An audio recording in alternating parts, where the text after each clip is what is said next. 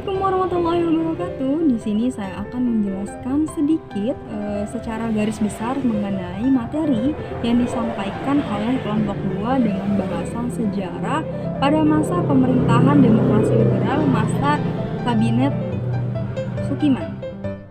Kabinet Sukiman merupakan kabinet kedua yang berlangsung pada tanggal 27 April tahun 1951 sampai tanggal 3 April tahun 1952. Pada masa pemerintahan Kabinet Sukiman yang mulai berlangsungnya sebuah pelarangan pembentukan organisasi yang menyerupai sebuah negara atau menyerupai alat negara. Kabinet Sukiman ini memiliki beberapa program kerja yang dilanjutkan dari Kabinet Natsir atau kabinet sebelumnya.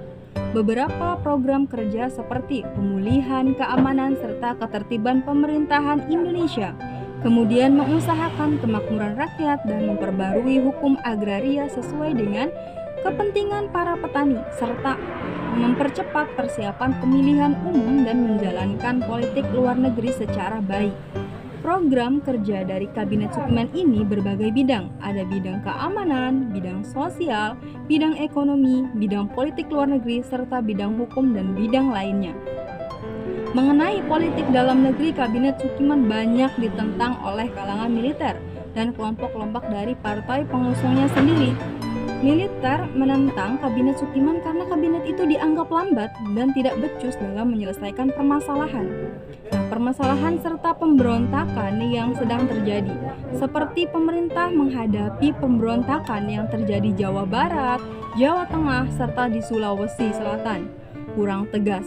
Kemudian bertambah lagi tidak stabilnya akibat terjadinya sebuah pertukaran nota antara Menteri Luar Negeri dengan Duta Besar Amerika Serikat.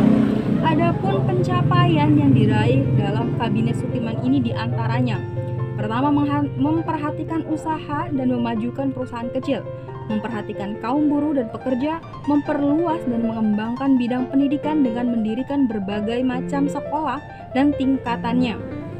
Nah, selain itu terdapat juga hambatannya, yaitu adanya krisis moral yang ditandai dengan munculnya korupsi yang terjadi pada setiap lembaga pemerintahan.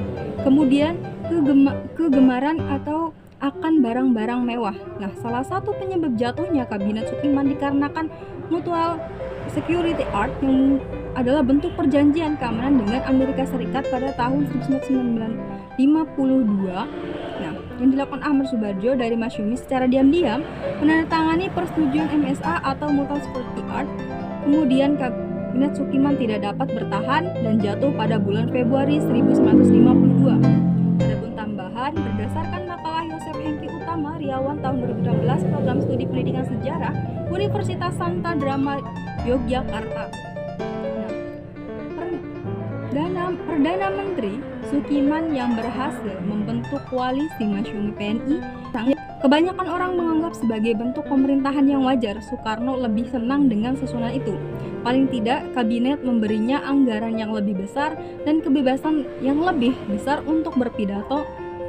Tak seorang pun pengikut Nasir di dalam Masyumi atau PSI masuk di dalamnya, dengan kelompok yang sangat simpati kepada tentara pimpinan pusat ditempatkan di luar kabinet. Nah, tidak masuknya Hamengkubuwono ke-9 dalam kabinet untuk pertama kalinya semenjak tahun 1946 melemahkan hubungan antara tentara kabinet sehingga terjadi konflik antara pihak tentara.